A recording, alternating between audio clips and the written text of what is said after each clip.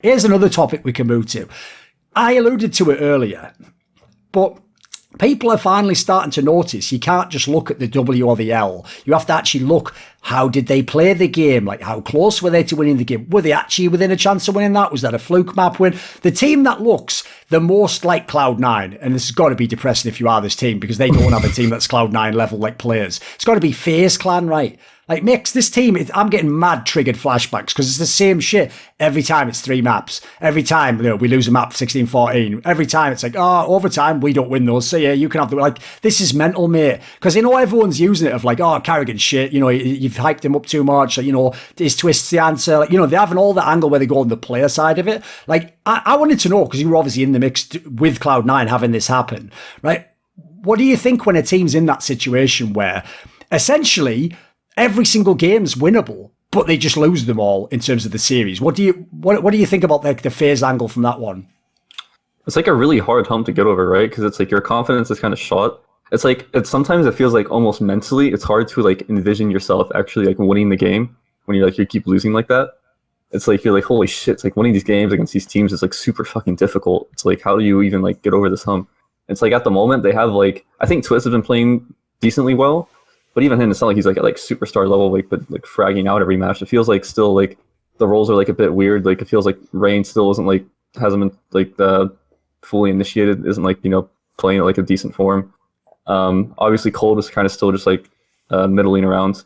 I mean with Brokey, it's been like he's good, but I mean he hasn't really been like a star op or anything. I even felt like he was pretty good like in the old FaZe clan when he was kind of like playing a lot of like the anchor roles and like playing like a lot of the bitch roles essentially, which is something that I felt he was actually really good at.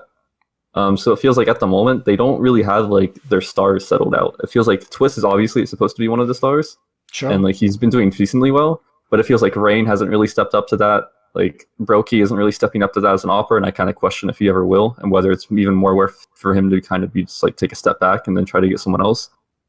But yeah, like at the moment, it's like they had kind of like a weird roster iteration. Obviously, in the last event, they kind of brought in Olaf. Yes. And he played decent. I mean, especially kind of like playing for a stand-in, but still, it's like Olaf isn't going to be like one of your stars, right? So it's like if you have Kerrigan and Olaf, okay, well then your other 3 players need to be like consistently fragging, consistently copying off. And if Rain and Brokey aren't doing that, then it's like, is it still something that you can sort out and like is going to get better over time, especially with Rain, who I feel like hasn't really been at that level in a bit?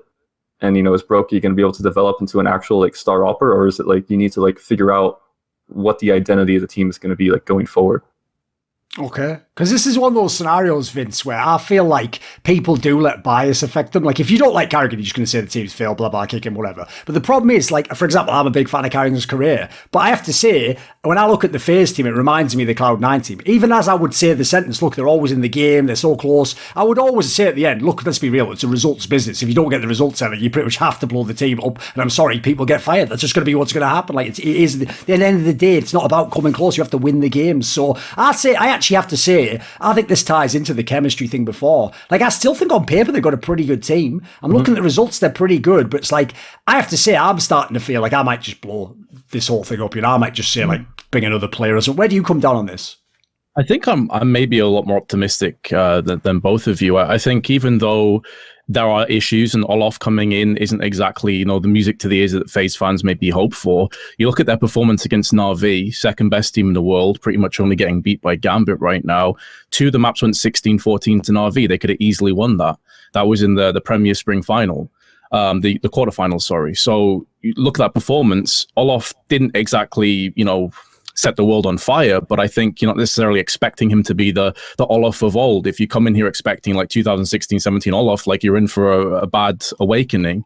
I think the team still has a little bit to navigate through. I think they still have a couple of more gears that they can shift through. And the interesting aspect for me is, even though I am actually a little bit more optimistic about Olaf in the team, if he does play more of a supportive role, I think that can maybe unlock some of these players and they can actually play off his experience. He's the kind of humble guy as well that won't let ego affect his gameplay. He doesn't mind taking the worst roles. He understands his position right now on this team. I firmly believe that to be true.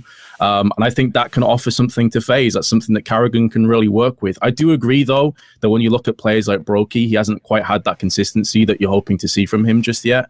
But maybe with some more experience of having an Olaf on the team, maybe that helps to unlock him. I would give them a little bit more time. I know they've had plenty of time, but coldzera has just pretty much dipped out the squad and olof's just came in. So I'm a little bit more accepting, I suppose, a little bit more welcoming and kind of curious to see what happens in the future. There's no doubt, though, if we have these kind of results in a month or two, yes. And if you get the opportunity to take someone like Rops, you snatch that opportunity with both hands, obviously. But if you don't have the Rops, if you don't have players of his caliber, I don't think having Olof in the team is the worst case scenario. I don't think it is the end of the world. I think he's a player that you can definitely work with, especially if you're Carrigan. Yeah, I don't even think it's not necessarily like you're just kind of like chemistry and timing, right? It's like I don't think if like you kicked Rain, right, because you needed like another big rifler, I don't think Rain's career is over, right? I think it'd easily have like a resurgence, like a different team, like a new project, something new. Sure. Like I feel like they have like a potential like core three in terms of like Carrigan, Twist. And then it's about like, well, okay, who's like the other guy that, you know, you kind of like build around if you are going to like blow it up and kind of like restructure. For me, it'd probably be like Brokey, but not as like an offer, more like him playing more back to like kind of like the kind of like a role player type role, you know, lurking, anchoring, stuff like that. And then trying to find like, okay, another like really sick aggressive rifler, finding like another like really sick like up and coming opper, you know, and then trying to like build around and like kind of like those roles. But at the moment, it feels like kind of like a mess, and it feels like they haven't really found like what their strengths are going forward. Want to see more cool, funny, interesting clips based on topics from my content? Well, subscribe to this channel then, or, you know, be a pleb and don't.